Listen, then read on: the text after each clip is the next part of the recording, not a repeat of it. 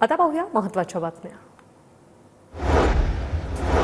कोल्हापुरात रंकाळा तलावातील प्रदूषण रोखण्यासाठी पालिका सज्ज। रंकाळा तलावात कपडे न धुण्याचे सक्त आदेश, नियमांचं उल्लंघन करणाऱ्यांवर गुन्हा दाखल होणार। अमरावतीकरांना आता 2 वंदे भारत एक्सप्रेस मिळणार। अमरावती ते पुणे आणि अमरावती ते मुंबई धावणार वंदे भारत एक्सप्रेस, पश्चिम विदर्भातील प्रवाशांना मोठा दिलासा। नाशिकच्या सटाणा तालुक्यात जोरदार अवकाळी पाऊस, कांदा उत्पादक शेतकरी अडचणीत, द्राक्ष बागांना पावसाचा फटका। मुंबईतील प्रदूषणाची उच्च न्यायालयाकडून दखल, डिझेल आणि पेट्रोलवर चालणाऱ्या वाहनांना टप्प्याटप्प्याने बंद करण्याच्या व्यवहार्यतेचा निर्णय घेण्यासाठी पॅनल स्थापन करण्याचे निर्देश। प्रदूषण नियंत्रण नियमावलीचं उल्लंघन करणाऱ्या म्हाडाच्या पुनर्विकास प्रकल्पांवर कारवाई। म्हाडाच्या मुंबई मंडळाकडून कारवाईला सुरुवात, 477 बांधकामांना नोटीस। पश्चिम रेल्वेवर शयनयान स्लीपर वंदे भारतची चाचणी यशस्वी। टाटा मुंबई मॅरेथॉनसाठी मध्य रेल्वेवर विशेष लोकल सोडणार। कल्याण ते छत्रपती शिवाजी महाराज टर्मिनसपर्यंत विशेष रेल्वे गाडी धावणार।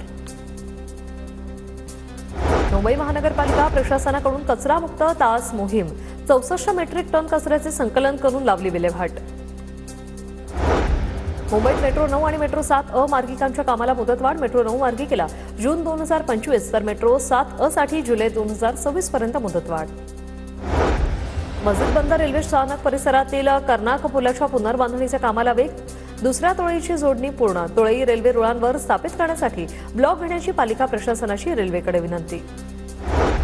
वसई साहित्य जल्लोषाचे 17 आणि 18 जानेवारीला आयोजन। अखिल भारतीय साहित्य संमेलनाचे अध्यक्ष डॉक्टर रवींद्र शोभणेंच्या हस्ते साहित्य जल्लोषाचं उद्घाटन। कार्यक्रमाला खासदार हेमंत सावरा उपस्थित राहणार।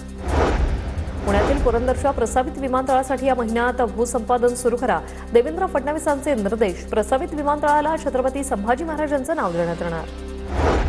माजी उपसरपंचांच्या कारला काळी फिल्म लावलेली असल्याने जप्तीची कारवाई। पुणे पोलीस आयुक्त अमितेश कुमार यांच्याकडून कारवाईचा बडगा। पुण्याच्या राजगुरुनगरमध्ये खेड तालुक्यातील महिलांसाठी रोजगार मेळाव्याचं आयोजन। मेळाव्यात महिलांना नवनवीन व्यवसायाबद्दल माहिती देण्यात आली। पुणे महापालिका रात्रीच्या वेळी उचलणार कचरा, क्रॉनिक स्पॉट शोधून कर्मचारी दुपारी 4 ते रात्री 12 पर्यंत काम करणार। 351 घंटा गाडीच्या माध्यमातून कचरा उचलणार। पुण्याच्या भोरमध्ये महाराष्ट्र केसरी स्पर्धेसाठी कुस्तीगिरी संघटनांकडून चाचणी कुस्ती स्पर्धा, निवड चाचणी स्पर्धेत तालुक्यातील 153 कुस्तीगीर सहभागी। पुण्याच्या खेड तालुक्यातील भामा आसखेड धरणातून रब्बी हंगामासाठी 1200 क्युसेकने पाण्याचं आवर्तन सुरू। शेतकऱ्यांच्या मागणीनंतर हे आवर्तन।